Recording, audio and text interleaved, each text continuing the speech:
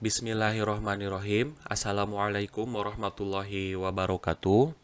Pada video kali ini, saya akan memperkenalkan aplikasi Sistem Informasi Geografis yang bernama Quantum GIS atau biasa disebut QGIS. Sebelum kalian mendownload dan menginstal QGIS, hal pertama yang harus kalian lakukan adalah mengetahui tipe bit dari Windows yang kalian punya pada laptop kalian. Untuk mengetahui tipe bitnya, kalian bisa klik dari Windows Explorer, lalu pada menu Disk PC kita klik kanan, lalu kita klik Properties. Di sini terlihat bahwa ada spesifikasi dari Windows yang kalian punya, ada prosesor, installed memory, RAM, kemudian system type 64 bit. Nah, dari sini kita tahu bahwa tipe laptop ini adalah 64 bit.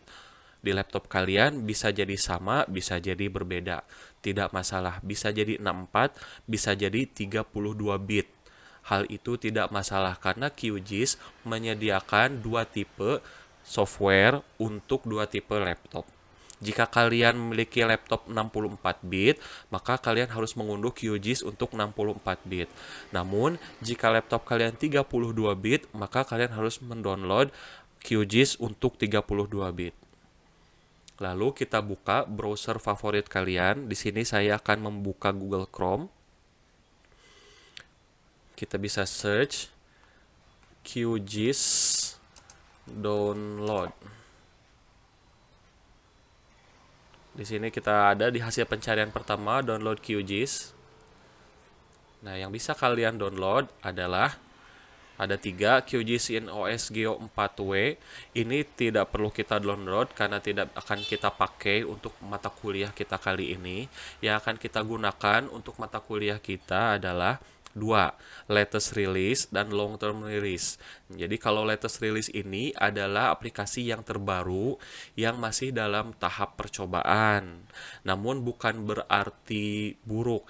Biasanya memang lebih baik dalam segi feature. Tapi untuk long term release ini rilisan atau software yang lebih lama, namun dengan fitur yang lebih sedikit. Meskipun demikian, fitur yang sedikit tersebut, aplikasi ini sudah teruji sehingga lebih stabil di semua komputer. Di sini ada dua tipe, 64 bit dan 32 bit. Karena saya memiliki 64 bit, kita klik yang 64 bit.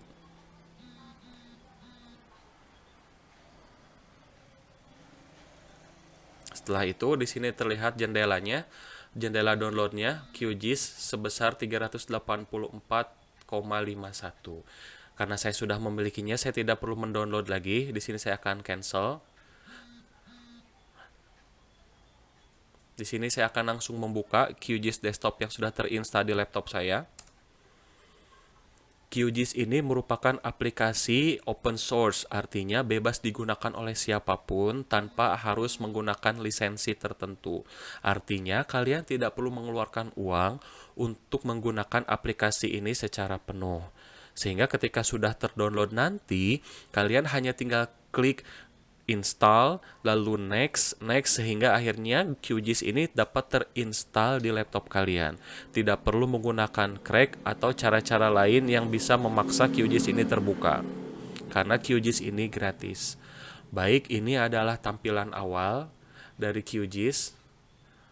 Kita bisa keluarkan dulu. Nah, ini adalah jendela utama. Di sini bagian atas ini adalah menu bar di mana kalian bisa klik setiap perintahnya. Di sini kalian bisa eksplorasi. Setiap menu memiliki fungsi tertentu. Ini adalah menu bar, kemudian ini adalah toolbar. Toolbar ini memiliki perintah tertentu yang lebih singkat. Sebenarnya toolbar ini adalah bagian dari menu bar, hanya saja toolbar adalah menu yang paling sering digunakan sehingga mempermudah aktivitas kita dalam membuat peta. Kemudian ini adalah bagian layers, sama seperti Google Map tadi, bagian layers ini adalah bagian dari lapisan-lapisan, lapisan peta yang akan kita buat. Sedangkan ini adalah bagian gambar petanya. Seperti itu. Dan peta dan bagian ini akan menampilkan dari peta yang akan kita buat. Baik, saya akan mendemonstrasikan salah satu contoh peta yang akan dibuat.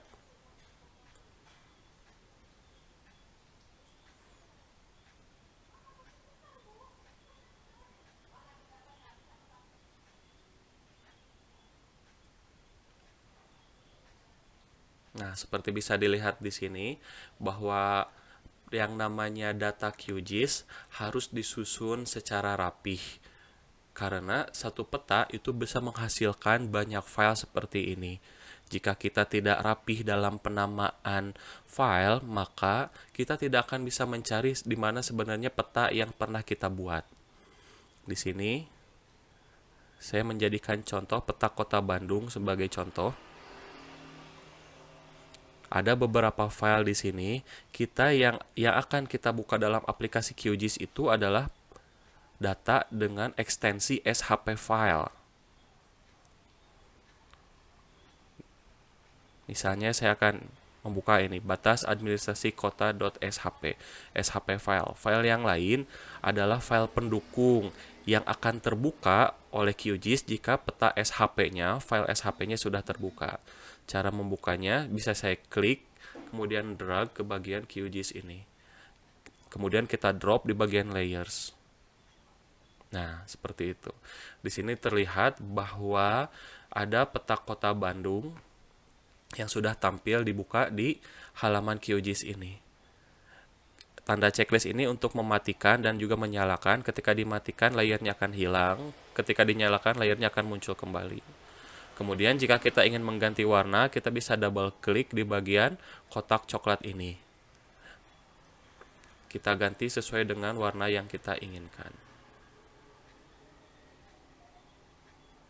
Kemudian untuk mengganti data atribut, kita bisa klik kanan pada bagian layer ini, open atribut tabel.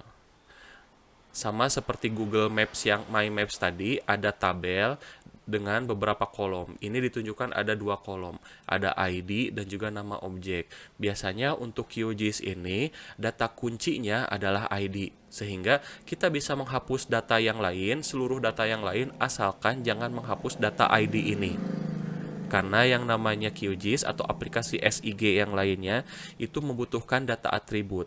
Dan dalam data atribut itu harus ada satu kolom yang menjadi data kunci yang tidak boleh dihapus. Jika kita ingin mengedit, klik tombol pensil ini. Kemudian, nah untuk ini tombol untuk new field. New field ini menambahkan kolom, sedangkan kalau delete field untuk menghapus kolom. Misalnya saya tambah di sini. Name, kecamatan, type-nya adalah teks, kemudian oke. Seperti itu. Setelah selesai, kita klik tombol pensil, kemudian kita klik save, dan sudah tersimpan kolom baru yang sudah kalian buat. Ingat, kalian bisa menambah atau menghapus kolom sesuai dengan kebutuhan kalian. Namun sebelum menghapus dan menambah, jangan lupa untuk menekan tombol pensil sehingga tabel ini bisa diedit. Setelah selesai, kita matikan kembali tombol pensil tersebut. Demikian pengenalan aplikasi Quantum GIS pada video kali ini. Saya harap kalian bisa bereksplorasi, menonton berbagai video tutorial yang ada di YouTube untuk memperkaya wawasan kalian dalam penggunaan aplikasi ini. Saya akhiri video ini, semoga bermanfaat. Wassalamualaikum warahmatullahi wabarakatuh.